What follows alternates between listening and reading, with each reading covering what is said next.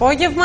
Πάμε σε ένα μικρό δεπτά που έχουν ξεκινήσει να τρέχουν όσον αφορά κυρίως τους ηλικιωμένους για την καλοκαιρινή περίοδο. Εκτός αν θέλει να κάνει ένα σχόλιο για το προηγούμενο που συζητούσαμε. Για το χθεσινό Δημοτικό Συμβούλιο, εγώ το μόνο που θα πω είναι ότι θα προτιμούσα να παραμείνει και η παράταξη του κ. Σάπτο και η παράταξη του κ. Καλογιάννη. Νομίζω ότι η βάση της δημοκρατίας είναι ο διάλογος και όχι η αποχώρηση. Από εκεί και πέρα θα μπορούσαν να μείνουν, να ρωτήσουν, να ενημερωθούν, να μάθουν ορισμένα πράγματα. Ούτως ή άλλως ήταν μια καταρχήν απόφαση για ένταξη του Δήμου στον σύνδεσμο αυτό που δημιουργήθηκε, ο οποίος σύνδεσμος είναι υποχρεωτικός.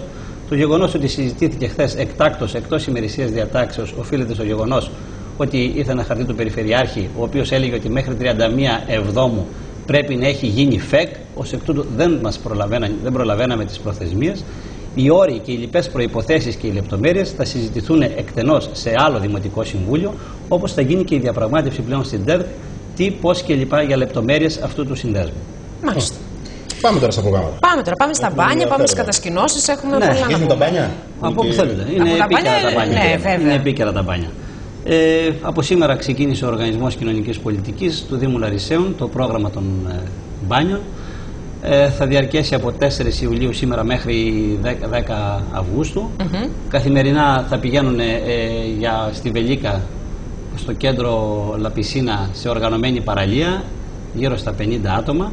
Είναι εξυπηρετούμενοι του οργανισμού, άποροι, κοινωνικά αδύναμοι, οι οποίοι δεν έχουν την δυνατότητα αυτή να πάνε μόνοι τους. Θα πηγαίνει με λεωφορεία του Δήμου, είναι πληρωμένο από τον Δήμο, είναι από τον Οργανισμό Κοινωνικής Πολιτικής, είναι το λεωφορείο. Θα σιτίζονται εκεί πέρα, θα κάνουν τον μπάνιο σε οργανωμένη πισίνα, με ένα βαγοσώστη, σε οργανωμένη παραλία, με ομπρέλες, ξαπλώστρες, με ένα βαγοσώστη. Έχουμε συζητήσει ώστε να υπάρχει και ένα βαγοσώστη στην περιοχή. Θα σιτίζονται στο κέντρο πισίνα. Μετά από τη δημοπρασία ήταν αυτός ο οποίος κέρδισε τη δημοπρασία και το μεσημέρι θα επιστρέφουν στη Λάρισα. Πάλι με έξοδο του Δήμου και η σύντηση. Όλα είναι πληρωμένα από το Δήμο Λαρισαίων. Διότι είπαμε ότι ο άνθρωπος είναι στο επίκεντρο της πολιτικής μας και η κοινωνική πολιτική ως τούτο αποτελεί προτεραιότητα για το Δήμο Λαρισαίων. Αυτή είναι η απόφαση του Δημάρχου μας. Καλά κάνατε και σκεφτήκατε την Βελίκα, αλλά επειδή είναι λίγο πιο απότομα τα νερά, μήπως του καθρίλου τρώει τα μισάγκαλα, θα έδιναν μια λύση. Ναι, υπήρχε και αυτή η δυνατότητα, μπορούσαν όλοι να συμμετέχουν. Αφήσαμε προς το παρόν αυτό και θα ότι δούμε. Ότι είναι όμορφη η Βελίκα δεν το συζητάμε. Καλά, ναι. Οι περισσότεροι θέλανε εκεί. Ωραία, αυτό το θέλανε. Φέρουν και το ρίσκο του μπάνιου. Υπήρχαν και οι αντιρρήσεις βεβαίως από ορισμένους ότι είναι απότομα τα νερά αυτά που λέτε κλπ. Αλλά οι περισσότεροι θέλανε Βελίκα. Οπότε τα γερατιά στη Λάρισα είναι δεινίκολοι μητές. Αυτό είναι το συμπέρασμα που βγαίνει. Ο σκοπός μας είναι να τους ικανοποιήσουμε. Ως εκ τούτου δεν είχαμε λόγο να τους πάμε κόντρα. Φωνή λαού. Θα έχουμε και ένα βαγοσώστη στην περιοχή. Είπαμε είναι απαραίτητη προϋπόθεση η ύπαρξη ένα βαγοσώστη. Σήμερα πρώτη μέρα των θερινών μπάνιων. Συνεννοηθήκαμε από χθες με το Κέντρο Υγείας Σωτηρίτσας. Θα ήταν μια γιατρός εκεί πέρα η οποία θα μιλούσε στους λουόμενους για τους κινδύνους της ηλιοθεραπείας, των μπάνιων κλπ. Θα γινόταν μια σχετική ιατρική ενημέρωση για τους κανόνες οι οποίοι πρέπει να τηρούνται. Μιλάμε για 50 συγκεκριμένα άτομα που έχουν επιλεγεί. Συγκεκριμένα γίνανε αιτήσεις όλο το μήνα Ιούνιο.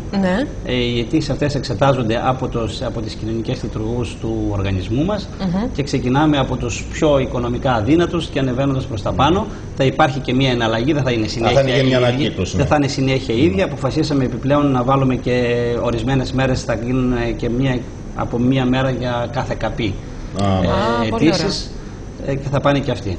Δηλαδή, ορισμένες μέρες θα έχουμε 2 λεωφορεία. Αυτό ισχύει και για το Σαββατοκύριακο ή μόνο για Όχι, είναι καθημερινά. Κάθε μέρα.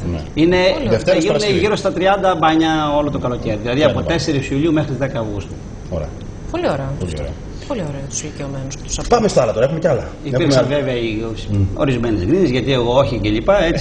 Αλλά εμείς ο σκοπός μας είναι να ικανοποιήσουμε τον κόσμο, προσπαθούμε όσο το δυνατόν περισσότερο. Τώρα η γκρίνια δεν θα τελειώσει ποτέ. Πάμε στο Αλτσχάιμερ τώρα. Εκτός αν πρέπει να έχουμε και κατασκηνώσεις. Έχουμε και άλλα προγράμματα. Έχουμε καταρχάς ιαματικά λουτρά.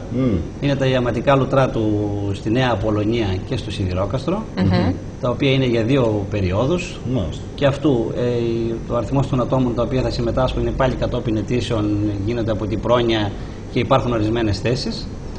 Και έχουμε και τις κατασκηνώσεις, γίνονται στην Αγία Παρασκευή στο Στόμιο. Πώς και δεν σκέφτεται το Σμόκο που είναι και στη Θεσσαλία? Είναι της πρόνοιας αυτά. Είναι από το Υπουργείο και το έχει η πρόνοια της Νομαρχίας και μας δίνουν ορισμένες θέσεις. Ωραία, δεν είναι θέμα δικό μας. Μάλιστα, και έχουμε και τις κατασκηνώσεις πάλι για ανίκανους εξυπηρετούμενους από τον οργανισμό στην Αγία Παρασκευή. Πολύ ωραία. Και εκεί θα πάνε ορισμένα παιδάκια. Μάλιστα. Αγία Παρασκευή, ωραία είναι. Φυσικά και είναι ωραία. Φυσικά και είναι ωραία. Το θέμα είναι να υπάρχουν τα προγράμματα αυτά και να τρέχουν, να υλοποιούνται από τις τοπικές αυτοδιοικήσεις. Ξέρετε, ορισμένα πράγματα τα οποία για μας που έχουμε τη δυνατότητα είναι πάρα πολύ απλά, για αυτούς τους ανθρώπους είναι βουνό. Και η χαρά και η ικανοποίηση τους οποίους τους προσφέρουμε με να τους κάνουμε αυτές τις εκδρομές, για τις οποίες επιβαρύνεται οικονομικά ο Δήμος, αλλά σας είπα, αυτός είναι και ο σκοπός του Οργανισμού Κοινωνικής Πολιτικής, έτσι, είναι πάρα πολύ μεγάλη. Κάνουν πράγματα και βλέπουν πράγματα και ζουν πράγματα τα οποία δεν είχαν τη δυνατότητα να τα κάνουν. Τώρα, να πω κι εγώ κάτι εδώ σε αυτό το σημείο που μου ήρθε στο μυαλό. Δεν ξέρω αν απέχουμε πολύ από αυτό. Ονειρεύουμε ένα Δήμο που σε ό,τι αφορά την κοινωνική του πολιτική θα λειτουργήσει περίπου ή θα λειτουργήσει στο μέλλον όπως ένας παρόμοιος Δήμος στη Γερμανία. Είναι μια περίπτωση που πρέπει να την έχουμε ξαναπεί εδώ. Ένας 17χρονος νεαρός Γερμανός στην Τουρκία κατηγορήθηκε ότι βίασε μια 13χρονη Αγγλίδα. Δεν ξέρω αν διαβάσατε στον τύπο. Η οποία αρχικά βέβαια είχε δηλώσει ότι ήταν 15χρονη και τον κάλεσε η ίδια στο δωμάτιο, έλειπαν οι γονείς της. Τελικά αποδείχθηκε και ιατροδικαστικά ότι δεν υπήρξε βιασμός. Ωστόσο παραμένει έγκλειστος στις φυλακές της Τουρκίας. Ζωντανεύουν μνήμες εξπρές του Μεσονικτίου και πάει λέγοντας. Είναι και το θέμα το πολιτικό πλέον της εισόδου ή μη της Τουρκίας στην Ευρωπαϊκή Ένωση. Έχουμε παρέμβαση της κυρίας Μέρκελ. Έχει γίνει μια ολόκληρη ιστορία. Οι γονείς αυτού του παιδιού, επειδή είναι απλοί εργαζόμενοι και δεν έχουν την οικονομική δυνατότητα να πηγαίνουν να τον επισκέπτονται όσο καιρό είναι στη φυλακή και τους επιτρέπεται μόλις 10 λεπτά την εβδομάδα, άρα φαντάζομαστε τα αεροπορικά εισιτήρια, παρενέβη ο Δήμος και πληρώνει η δημοτική αρχή της πόλης όπου ζουν. Δεν είναι καμιά μεγάλη πόλη, περίπου από ό,τι θυμάμαι είναι μια πόλη λίγο μεγαλύτερη από την Λάρισα, γύρω στις 300.000. Δεν θυμάμαι τώρα ακριβώς το μάτι. Δεν έχει σημασία, είναι η γερμανική πολιτική. Έτσι είναι και λένε οι άνθρωποι είναι εργαζόμενοι, θα αναλάβουμε εμείς ως Δήμος να τους δώσουμε τα εισιτήρια να πηγαίνουν έρχονται, πόσες φορές θα χρειαστεί.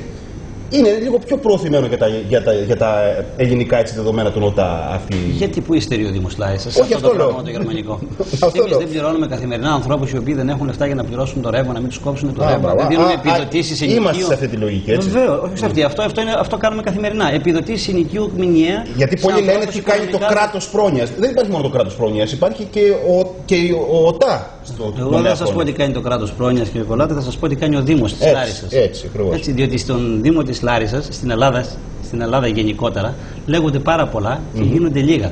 Εμείς στο Δήμο Λάρισας αφήνουμε το έργο μας να μιλήσει από μόνο του. Σωστά. Δεν χρειάζεται να λέμε εμείς τι κάνουμε. Ξέρει ο κόσμος τι κάνουμε και το γεγονός ότι είναι η τρίτη τετραετία που εκλέγει ο κ. Τζανακούλης δεν είναι τυχαίο.